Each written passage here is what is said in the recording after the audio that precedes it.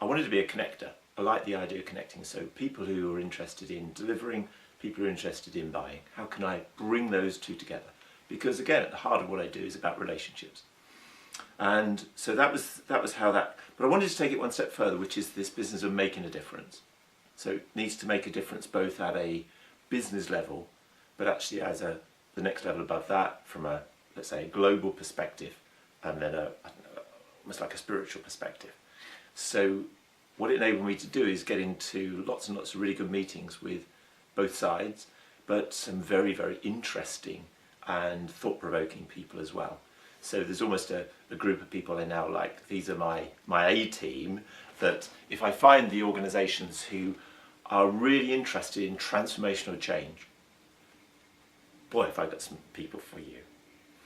And the challenge was that it's an unusual role to have. There's very few people doing it. So there was, I would say, a level of success with doing that, but it wasn't really exciting me.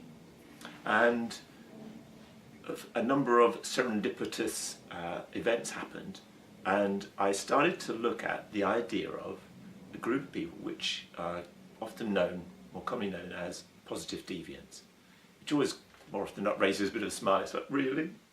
But essentially these people are more often not introvert. They have a bigger vision than just themselves. But the heart of it is that they are they're being very successful with the same resources as everyone else, but they're more successful. But they do it differently. And the other issue with them is they're often marginalised because they don't fit in. So my thinking was, how can I help positive deviants share their story more widely in an organisation? And then from a leadership perspective, how can I get them to, first of all, recognise them, but also value them, and then bring them in to help them be more transformational, because that's what they do. The danger is if they don't, they get marginalised, they end up leaving, or often setting up business on their own, because they're just not valued. I came up with the idea of disruptive dialogue, or unconventional conversationalist, right? And the idea of disruptive dialogue is a 2 or 3 hour conversation. It's undefined. We work with whatever is present for that person at that time. It goes where it needs to go. There's no agenda, and there's no perceived outcome at the end of it.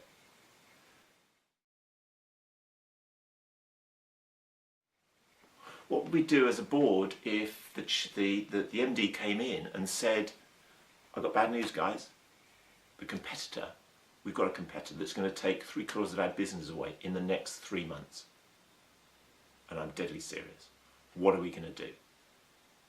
And we have an opportunity as a board to do something. And at the end of it, he says, right, that wasn't true. But look what we've learned. Look at the things we should be doing now, rather than just sitting thinking, hey, we're doing fine.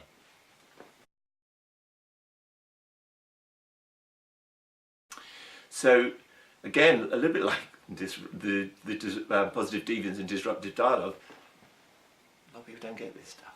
And fortunately, somebody said to me about it, this is pioneering stuff. So that's why it's not so easy. And then I looked at it again and I said, you know, what is it I really love doing? What is it that has some sort of tangible measure that people can get their heads around?